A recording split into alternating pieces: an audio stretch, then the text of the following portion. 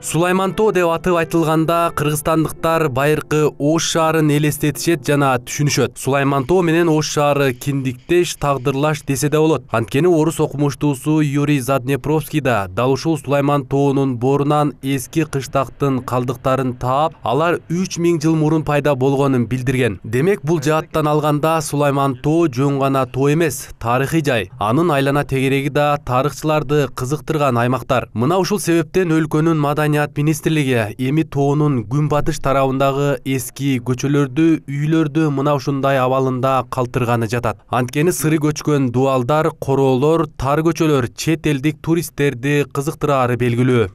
Мурдагы Алибастора көчөсү деген пор чыгара турган усталар болгон.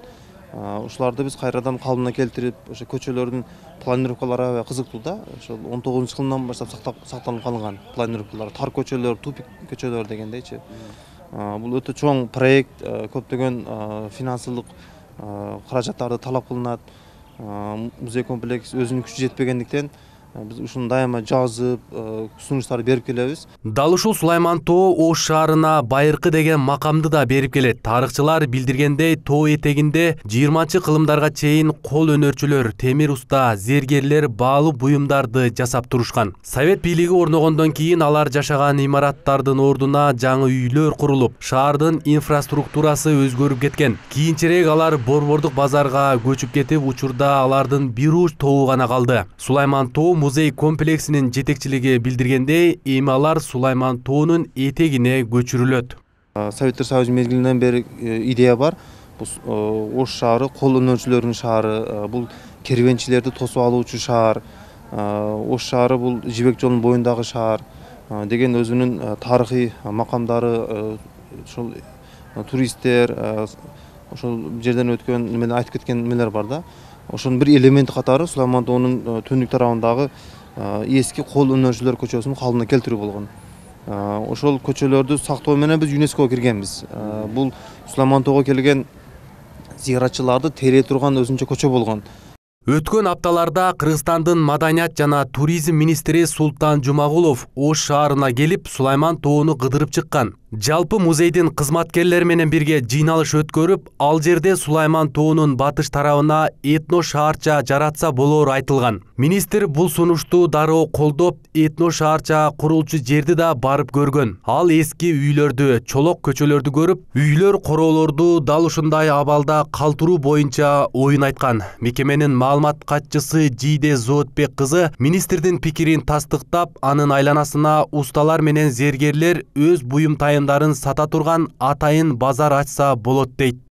Анан Султан Жумагулович ошол Сулайман Тоонун айланасындагы жана чолок көчөлөрдү көрүп, анын айланасына ошо этно шаарча курса болот экенин өзүнө идея бергендиктен, өзүнө дагы бул идея абдан жагып, анан премьер-министрге муну сунуш кылып киргизгенде, алар дагы ушундай жакшы колдоду.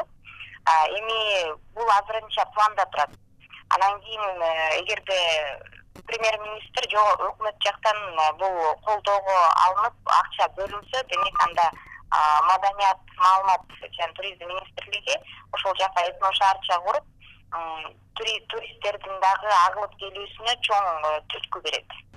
Сулайман Тоонун этегине этно шаарча куруу демилгесин шаардын архитектура кызматы да колдойт. Атүгүл архитектура кызматы алгач бул ойду көтөрүп чыккан. Алар тоо этегиндеги кызыл сызыкка чыгып кеткен объекттерди көчүрүү учурунда Ошту байыркы шаар экенин мына ушундай эски үйлөр тастыктап турат. Аларды калтыруу керек деген оюн билдиришкен. Ошентип алар менен Сулайман Тоо музейинин жамаатынын ортосунда сүйлөшүү болуп, этно шаар долбоорун курууну макулдашкан.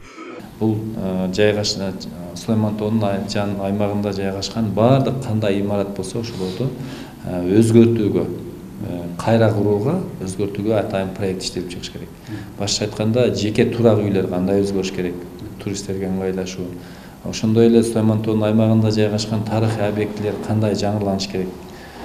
Ошондой эле азыркы маселе көтөрүлүп аткан боюнча, мисалга Сулайман Тоонун аймагына кайсыл жерге кандай абалда ошондой этно городок, этно шаарча жайгашыш керек деген маселе ошол иштелип чыгыш керек.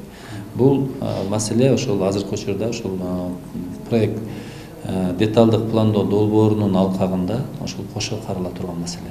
Ош шаарынын башкы планы 2016 жылы кабыл алынган. Учурда пландык деталдоо иштери жүрүүдө. Анын алкагында этно шаарды Сулайман тоонун кайсыл тарабына канча аянтта курулары да иштелип жатат. Министрлик бул көчөлөргө каттаган чет элдик туристтердин саны артып жатканын билдирет. Маалыматка көңүл бурсак, тоонун этегиндеги Алибастыр көчөсүн, ага кошулган чолок көчөлөрдү илгерки калыбында сактап калса же кайра калыбына келтирсе болот. Ал эми кол өнөрчүлөр, темир, зергер усталар үчүн атайын базарда ошол көчөнүн айланасына куруу пландалууда. Эске салсак, Оштун байыркы шаар болгондугунан улам жылына миңдеген чет элдик туристтер келип кетип турушат. Арген Нуров, Кудайберди Дыйканов, жумалык аналитикалык программасы.